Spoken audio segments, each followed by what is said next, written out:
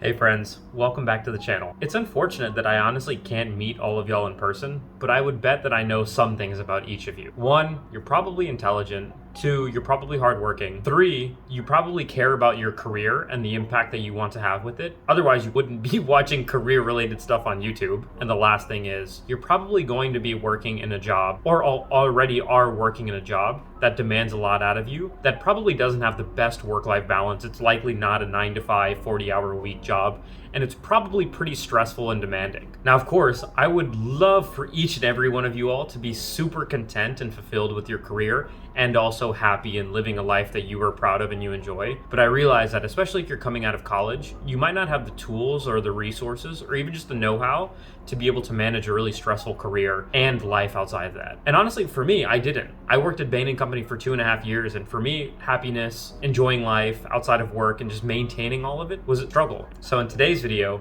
I want to share with you all 15 tips, tricks, and things in general that you can do to maintain happiness, and these were actually things that helped me out. Each of these 15 things was something that either me or one of my colleagues or coworkers at Bain did, and it actually meaningfully impacted their life and their work. So I would say, honestly, stick around for the entire video, especially because I didn't order them in some specific order. Number 1 is not any more better than number 7 or number 12. You should just watch them all, because who knows, maybe one of them might impact your happiness and the way that you conduct yourself at your job in a very drastic degree, or it could be advice that you give to mentors or other friends. So honestly, just stick through the whole video. I think it'll all be worth it. You'll see what I mean. But let's dive in.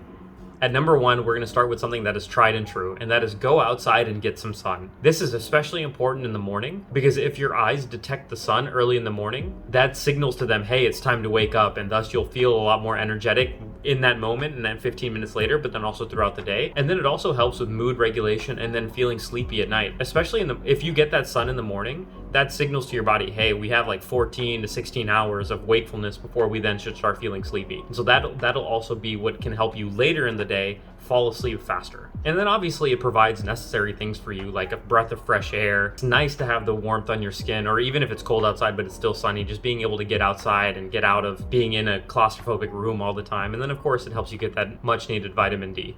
Number 2 on the list is making sure to schedule calls with friends and family during the day. And when I say during the day, I mean literally during the workday. Of course, you probably don't want to schedule a call with a friend over a work meeting or something like that, but I'm sure you have time in your schedule to be able to do that. I mean, even I did at Bain, so I think there are probably most jobs where you'd be able to do this. And the reason I say that is it's no secret that building and maintaining social relationships is probably like one of the most important pillars of human satisfaction, happiness, and contentment in life in general. I think there's like tons of literature out there within the scientific world that proves this. And so I found a lot of benefit in just scheduling even a 30-minute call, maybe twice a week with various friends, 3 times a week. And if the project that I was on wasn't that busy, maybe once every day with a different friend who I hadn't caught up with in a couple weeks or a couple months. And sure, if you and your friend are both busy, or if let's say you both work in consulting, you're going to have a lot of last minute work meetings pop up, and so you might have to reschedule with your friend, and that's fine, right? Just know that sometimes it'll take 2, 3, 4, 5 reschedules before you actually get on the phone with someone, but it'll be well worth it whenever you do. Number 3 on the list is having long-standing goals or pursuits. Some classic things that I can think of are running marathons, painting, making videos or music. And for me personally, one thing that I've really loved in about the past year is getting better at jiu-jitsu. I found these kinds of things to be really important, because those are the things that you can rely on for contentment, happiness, and satisfaction, regardless of what's happening in your life. I'll give you a perfect example. About a year ago, I got accepted into the scholarship, and this is something I'd been looking forward to for like 5 years. So like, you could imagine, I was super happy. I literally got the phone call and I was like crying, right? But about 25 to 30 minutes later, that happiness that spiked whenever I got that notification of getting accepted actually went below my previous like mood before I got the call. Like I was actually unhappy, or let's say less happy. I don't know if I was unhappy, but I was less happy than I was even before I got the call, right? And I was just like hanging out with my family, watching football on a Sunday or something like that, right? And what I've realized is that as humans, we're always going to be on this hedonic treadmill. Our satisfaction is always going to be adapting to whatever environment that we're in. And so even if we get a really big spike of happiness because of an achievement achievement or something, it'll go right back down to either the baseline or even a little bit below the baseline and then go back to normal. Whereas something like, for example, I do CrossFit and I do jujitsu every day. Those are things that I can reliably expect to make my mood happy. I am able to know that every day I can wake up and there's something I can look forward to that day. And I know I can go get better, sweat, get some endorphins running, go make some social connections with the friends and family that I do jujitsu with, and then call it a day, right? So I think having these long-standing things that you can do on a daily basis that ideally make you better at something that you care about, hopefully also bring you around people that you care about, and then can provide that long-standing happiness for years on end, right? Because these are journeys without an end or without a goal, right? You're just doing them because you love them. I think those are actually so important and something that took me way too long in life to realize. Number 4 on the list is being protective of what you need. And I'll give you a tip as to how you can best do that, especially if you're early on in your job. And so what I mean by that is, let's say if you need 8 hours of sleep, you need to get an hour a day of hanging out with your family, or dinner needs to be is a priority for you, make that known to your team or to the project or the boss that you have or the project team that you're working on as something that you need to just be yourself and also function well on your day-to-day job. And it's reasonable because everyone has the must-have things that they need in life, even if they're working 60, 70 hours a week. And honestly, I should say, especially if they're working 60, 70 hours a week, you probably really want that thing if you're working that hard versus if you're not. And the tip that I want to give for people, especially if you're young in your career, it might seem like a daunting task, right? To tell your boss or tell your team, like, hey team, like, I'm going to log off right now, even though I know a lot of y'all are working, so that I can go work out. And then I'm going to log on later on at night to work a little bit longer than you all might have so that I could do the thing that I wanted to do. That can feel a little intimidating, especially when you're brand new. You don't want to like stir things up too much. So a great way to do that is by actually focusing on other people. So maybe when you're joining a new team, or if you're just meeting your new teammates, ask them, hey, like, what are those things that you need to get out of life outside of work so that I can make sure that you're able to do that, right? Because if you can create the space of advocacy for your teammates where, let's say it's a Thursday and that you know one of your teammates loves going to this salsa class every Thursday night. If Wednesday rolls around, you can be like, hey, let's say this person's name is, I don't know, Steven. Hey, Steven, are you going to that class tomorrow? Are we doing everything that we need to do as a team to allow you to get your Thursday night a little bit freer so that you can go do that? That's a great way for you to build that culture within your team. And thus it makes it easier for you to do the same because you've made that space for other people. So I think that's something that y'all should definitely do. And honestly, that's how I did it myself. And I found great success with it, not only because my teammates were happy, but then I was also, without having to worry too much, go and do whatever I wanted to do because I knew everyone else was doing the same. And it was a culture that we had created on the team. Number 5 on the list is to work out and get some physical activity. Again, this is one of those cornerstone of human happiness kind of things where we just need to move and be active and sweat and get up and out of our chairs, right? And it probably, especially if you're working 12 to 14 hours a day, like it is amazing to get up and go break a sweat and hopefully be around people that you enjoy doing those kinds of things with. And I know not everyone loves all types of physical activities, and that's okay, right? Find what makes sense for you. It might be going to a yoga class, it might be walking your dog, it might be going to a CrossFit class or doing some sort of dance cardio, whatever it might be, like figure out something that you enjoy and stick with it. I promise you, the more you're able to do it, especially if you're someone who can get it to 5, 6, 7 plus times a week, it pays dividends for your happiness, your health, and then also just like literally adding years to your life, right? And like, who doesn't want to do that? Number 6, this one's a little bit more abstract, but I think it's super useful, which is that remembering that whatever is stressing you out right now or in this week or in this month is something that you're not going to care about in 5, 10, maybe even 2 years from now. And so you don't need to let it bother you right now, because if it's not going to bother you in the near future, why should you care about it too much now? Of course, go and do the thing to your best degree, whether it's a presentation or an Excel analysis. Do what you can and do it to your best degree, but no need to kill yourself over it and stress out all night and all day, right? Something that I always used to think about whenever I was at Bain and stressing out about something or unnecessarily waking up in the middle of the night because something was bothering me about work, I would just think back to all of the times that I was stressed out in either high school or college, and then think about how many times you remember any of those specific stressors now. Like, I am sure that there's like 100 mechanical engineering projects or homeworks that I was stressed out about in college, but I literally couldn't remember any of them right now, right? And that definitely goes with anything in high school. And so what's to say that any of the stressors that you have in your job now are going to change, that you remember forever? They won't be, right?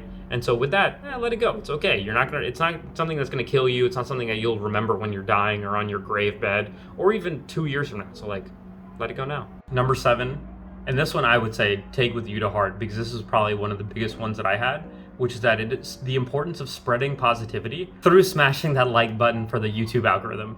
As you know, spreading positivity is one of the best ways to bring positivity to yourself, so you should do that here, because if you smash that like button, it not only makes the YouTube algorithm happy, but it makes me really, really happy as well, especially while I'm in this quarantine in China and can't talk to anyone or see anyone or do anything that I love for the next 5 days. So would appreciate it a lot. Thanks. Now on to number 8 on the list, which is making and maintaining friendships outside of the career that you work in. Now, this one might seem obvious to some people, but I think it's especially important if you're someone who moved to a different city, and especially to a new city for a job for the first time right after you graduated college, because likely your friends, there are some exceptions, right? Like if you moved to New York, but you went to school in like Philadelphia or Florida or something, you might have a lot of friends who might have moved to New York or already lived there as well. But let's say that you're moving to a city where you don't know that many people. Then it becomes really easy to just make friends with all of your colleagues and coworkers and then not really have much in the way of things outside of work, because now all your friends are work related, and then obviously your work is work related, right? And so by making friends with people outside of your career, you're able to be around people who have different ways of thinking about the world and also just don't care as much about the things in your job as much as your colleagues do. For example, let's say that you're not doing so well on a project. Of course, it'll be nice to have friends inside of your work to talk to you about it and maybe brainstorm ways that you can do better. But then at the end of the day, if you're wanting to just hang out with friends on the weekend, it can be nice to be reminded that like, oh yeah, most people in the world do not care at all about how good of a consultant you are, right? The same thing, if I were to flip the situation, right? Let's say you're walking down the street and you walk across someone and you start talking to them and they tell you that they're a nurse, right? Like, how much do you care about how good that nurse's performance is, right? Like, obviously you hope that nurse is doing a good job, isn't killing anyone, right? Like, and then otherwise like is enjoying and like liking their job, but that's about it, right? You're not going to care about if they're super good at one specific procedure or one specific aspect of nursing, right? Because like that's not the world you live in. And that's what we need to realize and remember, is that like most people don't actually care about this very specific bubble that most of us as consultants or as investment bankers might care about, right? And it's nice to have people who can bring you out of that bubble and make you realize like, oh, there's a whole world out there. It's not just about this one project and how well you're doing. Over halfway done with this list, but trust me, keep watching, because a lot of the tips that I've yet to say are actually phenomenal ones. So I'd love to hear your opinions of it down in the comments, and also just hope that they positively impact your life. But anyway, on to the 9th thing on this list, which is that if you're not enjoying your job, go and take some actions to transform it and get yourself out of that situation. Whether it's taking up recruiting calls on different recruiters who have been LinkedIn or emailing you, or it could mean taking up the career counseling services that your company offers. At least this was something at the consulting firm that I worked at, but we had a career center and they would help you figure out what would that next step for you be. Whether it was thinking through the initial things of what do you value, what do you like, and what do you want next, or connecting you with alumni and people who have gone and done the things that you actually know that you care about. And so go and check out the career services, and otherwise see if you can use LinkedIn, figure out the alumni of the company that you work at, or just people who go and work at a company that you care about and are interested in. Reach out to them. Maybe make a goal to do that and have a conversation once a week or once every 2 weeks. It might not seem like much, but after 3 months, that's a good 6 calls if you've had 2 a month or more. And after 6 months, if you're having 1 call a week, that's 24 calls with people. By that point, you'll probably have figured out at least one, if not several companies or things that you want to do that you find quite interesting. And then one thing that I found super valuable is go and apply to things that actually force you to write down and put a lot of thought into what you want to do. Whether that's business school applications or other grad school applications. For me, it was the Schwarzman Scholarship. But those things are the best vehicles I've found to be able to critically think and introspect about what you want to do and why you want to do it. And so use those as an excuse. Even if you don't care about getting into any of these things, just apply so that you can use it as a way to get better about what you want to do. And then if you get in, cool. If not, you weren't even trying to get in the first place, so it's okay. That leads us to number 10 on the list, which is to take full advantage of the benefits that your company offers. And it could be things from mental health and counseling services, because I know a lot of these firms offer free or greatly reduced counseling services. You should 100% take it, even if you don't think that you need counseling, just so that you can see what 1 or 2 sessions looks like. Or things like mentor meals or any other food related things. Like when I was at Bain, I used to take advantage of those like crazy. There was a stretch, I think I worked at Bain for 6 months before COVID hit. And of course I worked at Bain after COVID hit too, but I'm just talking about the months before COVID. So for those 6 months before COVID, every Friday I would go into the office along with everyone else from that same Dallas office, and I would make sure to have a mentor breakfast, lunch, and sometimes dinner for every Friday. And that was a great way to just have an excuse to meet random people that I found inspiring or could look up to in the office, but then also just to get my entire Friday meals paid for, which was great, right? And then we'd also have other kinds of mentor meals where I would try to use them on the weekends or on weekday nights with other people. So yeah, just use those things to the fullest degree so that you can meet cool people and just get some free food. And number 11, keep up with news outside of your career. Now, this is something that requires you to have interests, so I'd say go and find interests if you don't think you have any. But keeping up with things outside of your career has a lot of benefits. One, number 8 on this list, it brings you outside of your bubble of your career. It makes you think about other things about the world, and those could be interests that then guide future job opportunities you want to pursue, right? If you really care about, let's say, electric vehicles or autonomous driving, and you're always keeping up with the companies in that space or the news in that space, regulation, etc., that's a great way for you to also know what are the most exciting companies you'd want to work for, and thus what do you think they care about, and then you apply, and the knowledge that you have from having kept up with that industry for many months, if not years, will probably be a huge pro as to why they should pick you for that specific position. It also just makes you a cooler and more interesting person, right? If you can talk to people about things that aren't just what you work in, because I found so much of the time at Bain or other, especially with people who work a lot and don't have a lot of time outside of their career, they can become really one-dimensional and just like, I don't know, I don't like to say this, but it's like, honestly, they can become kind of boring, right? Because they're not keeping up with anything. So what else can they talk about besides their job, right? Which, like, I don't want to talk about someone's job for that long. Like, I'd rather talk about like world affairs or what's going on in, you know, a specific passion area of yours, right? And that brings us to the next item on the list, number 12, which is to remember the positives. There's, of course, the obvious ones, which might not be useful all the time, but, you know, an obvious one is being grateful for the fact that you have a job and that you're able to live in a situation where you have an income and hopefully can provide well for yourself and your family. But then there's also other more specific positives. For example, there was someone at Bain who was one of my mentors, and a lot of people looked up to him because he was a great consultant, did super well, was also really involved in the office's culture, and was just a great mentor to a lot of people. But the reason that he was able to maintain so much positivity and so much energy and just a lot of responsibilities despite having a heavy workload was that he woke up every day and started every workday thinking about the things that he could be grateful for, whether he was excited for a piece of work or analysis that he was able to do or a client relationship that he could build,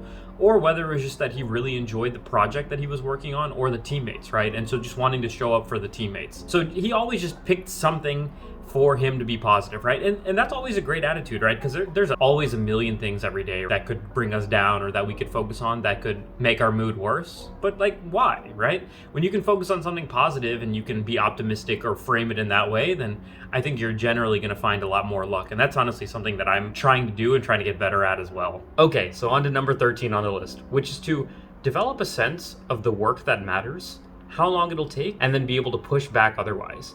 And so what I mean by that is there's two scenarios. One in which you are reactive to what your team or your supervisor tells you. The second is in which you are proactive. So a situation in which you are reactive is, let's say that the client asks for a specific piece of work, and then you wait for your supervisor to tell you what that work looks like and then when you should get it done by.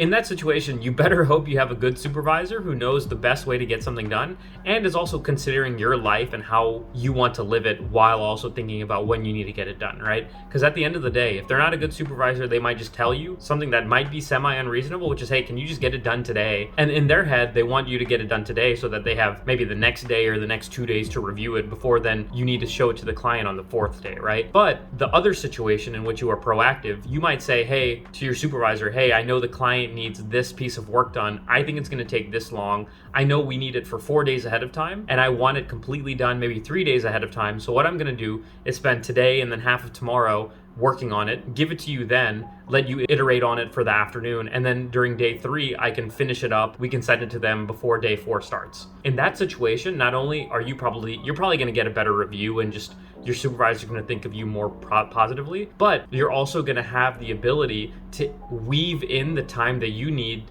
to, let's say, go work out or take a long dinner because you want to hang out with friends that night in a way that your supervisor still trusts you to get what you need to get done because you've already outlined to him or her the way that you're going to get it done. So that's one way of being able to know what's important, how long it should take, and then carve the work so that it matches your life. As you get older and older and have more responsibility in consulting or in other jobs, the way that you will end up implementing this tip is honestly just by creating better solutions. At the end of the day, as you get more senior, the way that you save time is by solving problems in a smarter fashion or in a faster way. Number 14 on the list, being intentional about your time off and your weekends. When I was at Bain, way too many people would just let the weekends come and they hadn't thought about it, probably because they were working super hard and didn't feel like putting in the time to plan anything. And then their weekends would come and they would have nothing to do and they would just kind of rest or go and watch TV or do things that maybe are good for like relaxing, but things that I thought were pretty unfulfilling. Versus the other friends of mine who I had, and then myself, I tried doing this as much as possible, was just being intentional about their weekend. And so that meant planning things with friends ahead of time,